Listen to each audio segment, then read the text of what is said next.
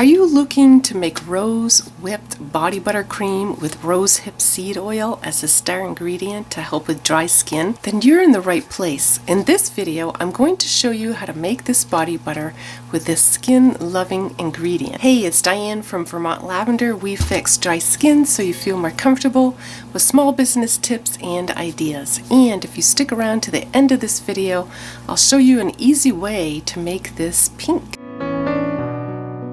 So let's get to it. This is mango butter. I'm going to melt it in the microwave for 30-second intervals, and I'm going to stir it in between. Okay, so I'm going to add this to my mixing bowl.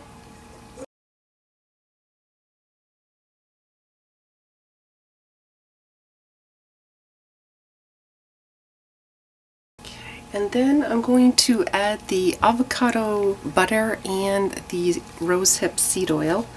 And that's this right here, and the avocado butter. I buy it in big buckets, and this is from Wholesale Supply Plus. So I'm going to add that right in here.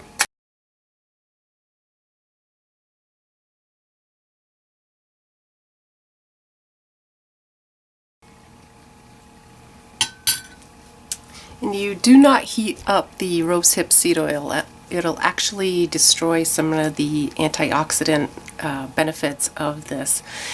So avocado butter provides deep moisturizing benefits. It's a natural barrier to the skin. It helps us smooth skin irritations, like extremely dry skin problems. I use it a lot in my body butters and my skincare products, and it also promotes elasticity in the skin. So I make like a facial balm for my face, and I use that on my neck, and it really does help with the elasticity.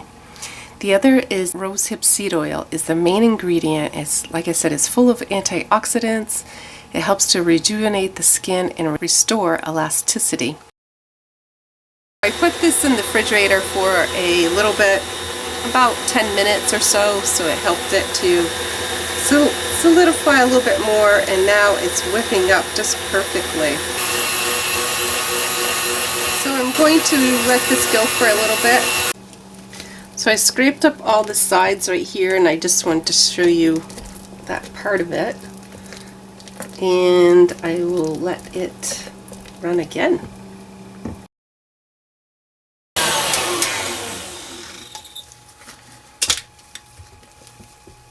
So thank you for sticking around, and here's a way to add some color to this body butter. So you could add just a little bit of mica, like I would do like a little bit of pink, and you could do like less than 1/8 of a teaspoon, just a little, very, very little, just to give it a nice pink color.